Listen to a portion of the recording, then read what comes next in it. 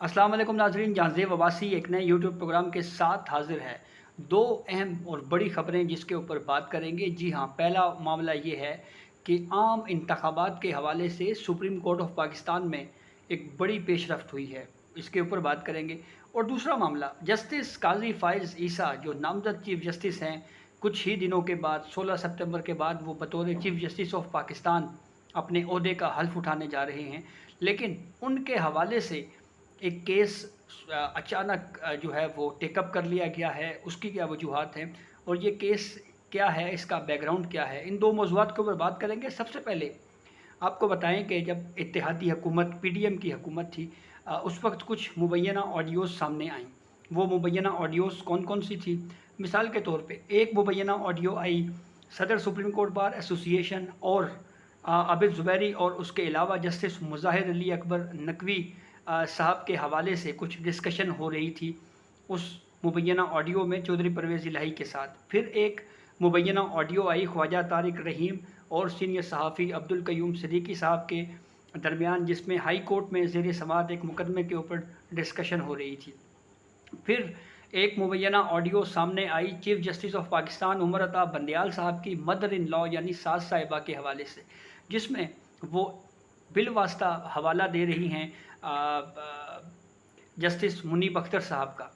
और फिर उसके बाद कुछ और भी इस तरह की कंट्रोवर्शियल मुबैना ऑडियोज़ सामने आई, जिसके बाद ये बात की जाने लगी कि इस मामले की तहकीकात होनी चाहिए। वफाकी हुकूमत ने एक इंक्वायरी एक्ट के तहत इंक्वायरी कमीशन तश्कील दिया और उस कमीशन को ये मैंडेट दिया गया कि वो इन मुबैना ऑडियोज़ की तहकीकात करे। और कमीशन बना नामज़द चीफ़ जस्टिस काज़ी फ़ाइज़ ईसा साहब की सरबराही में।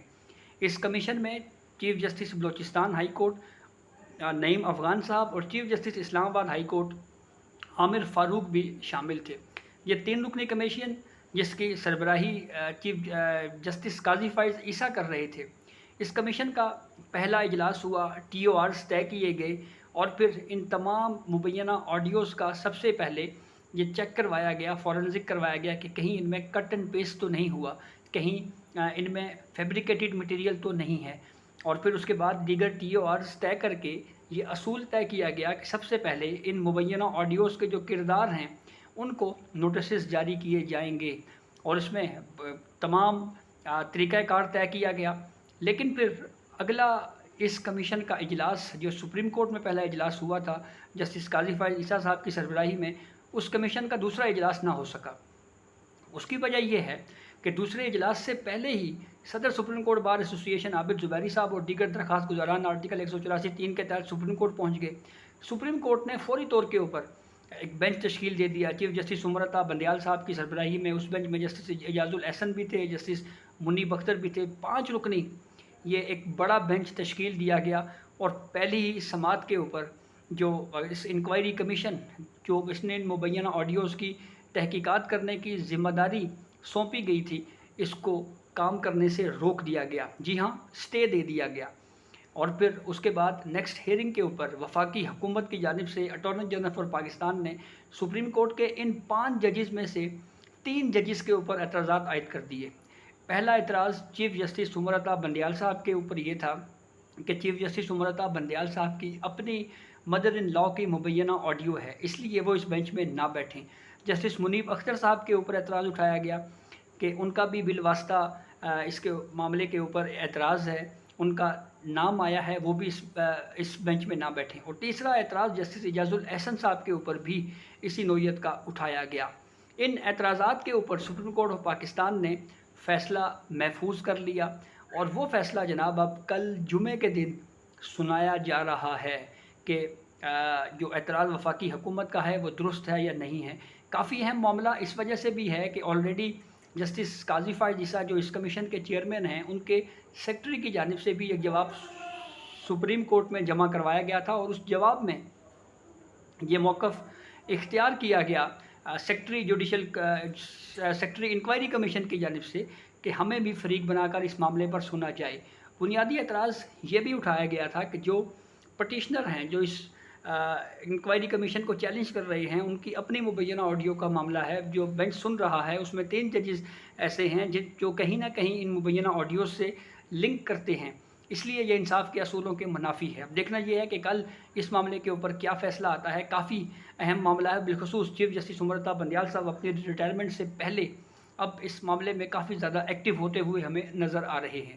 دوسرا معاملہ جناب عام انتخابات کے حوالے سے ایک بڑی پیش رفت سپریم کورٹ آف پاکستان میں یہ ہوئی ہے کہ یہی عابد زبیری صدر سپریم کورٹ بار ایسوسی ایشن، انہوں نے نئی حلقہ بندیوں کے تحت جو سی سی آئی کا اجلاس ہوا اور اس اجلاس میں نئی حلقہ بندیاں، نئی جو مردم شماری ہے، ڈیجیٹل مردم شماری، اس کو نوٹیفائی کرنے کا نوٹیفیکیشن سپریم کورٹ میں چیلنج کیا آرٹیکل 184(3) کے تحت، اور پھر اس کے بعد نہ صرف چیلنج کیا بلکہ یہ بھی کہا کہ الیکشنز 90 دن میں کروانا آئینی ذمہ داری ہے، سپریم کورٹ آف پاکستان اس معاملے پر انٹروین کرے۔ تو عام انتخابات کے انعقاد کے حوالے سے اس وقت وکلا برادری بھی کافی ایکٹیو ہے، کافی متحرک ہے۔ ہم دیکھ رہے ہیں آل پاکستان وکلا نمائندہ اجلاس بلائے جا رہے ہیں۔ چیف جسٹس عمر بندیال صاحب کو آج تو اس وکلا کنونشن میں جناب جسٹس منیر کے تانے بھی دیے گئے اور یہ کہا گیا کہ آپ جو فیصلے ہیں وہ کر کے جائیں اور اس طرح سے نہ چھوڑ کے جائیں، بالخصوص ملٹری کورٹس کے حوالے سے بات کی گئی۔ تو اب اس صورتحال میں جو سپریم کورٹ بار ایسوسی ایشن کی حالیہ پٹیشن ہے جس میں 90 دن کے اندر اندر عام انتخابات کی بات کی گئی، اس کے ساتھ ساتھ جو نئی حلقہ بندیاں الیکشن کمیشن کروانے جا رہا ہے اس کو بھی کالعدم، اس پروسیس کو بھی کالعدم قرار دینے کی بات کی گئی، اور ساتھ یہ بھی اس پٹیشن میں درخواست کی گئی تھی کہ supreme court of Pakistan election commission کو پابند کرے کہ 90 دنوں کے اندر اندر عام انتخابات کروائے جائیں۔ اس پٹیشن کو نمبر لگ گیا ہے 32، کانسٹیٹیوشن پٹیشن نمبر 32/2023 کا نمبر الاٹ کیا گیا ہے، اور یہ اندیشہ ظاہر کیا جا رہا ہے، یہ امکان ظاہر کیا جا رہا ہے کہ یہ پٹیشن بھی چیف جسٹس عمر بندیال صاحب سن کر جائیں گے۔ ہو سکتا ہے اس کیس کے اوپر ہیئرنگ فکس ہو جائے اور کافی اہم ڈیولپمنٹ اس معاملے کے اوپر ہو سکتی ہے۔ وکلا برادری جیسے کہ میں نے آپ کو بتایا کہ ان کی جانب سے اس وقت ہدف تنقید ہے چیف جسٹس عمر بندیال صاحب۔ اس سے پہلے ہم نے دیکھا پی ڈی ایم کی حکومت 16 مہینے تک چیف جسٹس عمر بندیال صاحب کے اوپر تنقید کرتی رہی اور یہ کہتی رہی کہ ان کے فیصلے ایک مخصوص پولیٹیکل پارٹی کی جانب ٹلٹ کر رہے ہیں، جھکاؤ رکھتے ہیں، اور اب دوسری طرف اب وہی وکلا جن کی وابستگی اکثریت میں پاکستان تحریک انصاف کے ساتھ ہے، وہ بھی یہ تنقید کرتے ہوئے دکھائی دے رہے ہیں کہ چیف جسٹس عمر بندیال یہ سب کچھ بیچ میں چھوڑ کے نہ چلے جائیں۔ 16 سپتمبر وہ دن ہے جب چیف جسٹس عمر بندیال صاحب ریٹائر ہو جائیں گے، اور اس سے پہلے اب نہ صرف وہ پولیٹیکل پارٹی یا وہ وکلا جو پہلے جن کی پٹیشنیں انٹرٹین ہوتی تھیں، اب وہ بھی ہدف تنقید کا نشانہ بنا رہے ہیں چیف جسٹس عمر بندیال صاحب کو۔ اس صورتحال میں کیا ڈیولپمنٹ ہونے جا رہی ہے؟ کیا چیف جسٹس عمر بندیال 16 سپتمبر سے پہلے 90 دنوں کے اندر اندر عام انتخابات کے انعقاد کے حوالے سے فیصلہ کر کے جائیں گے، اور بالخصوص ایک ایسے وقت میں جب آرٹیکل 184(3) کے اوپر عدلیہ پہلے ہی تقسیم کا شکار ہے، اور یہ موقف اختیار جوڈیشری کے اندر سے بھی بار بار کیا جاتا رہا کہ آرٹیکل 184(3) کو ریگولیٹ کیے بغیر اس طرح کی کانسٹیٹیوشنل پٹیشنز کو اگر ہم ٹیک اپ کریں گے تو پھر اس سے وہ فریق جو متاثرہ ہوگا اس کا اپیل کا حق اس کو نہیں ملے گا، ریویو کا سکوپ بڑا لمیٹڈ ہوتا ہے۔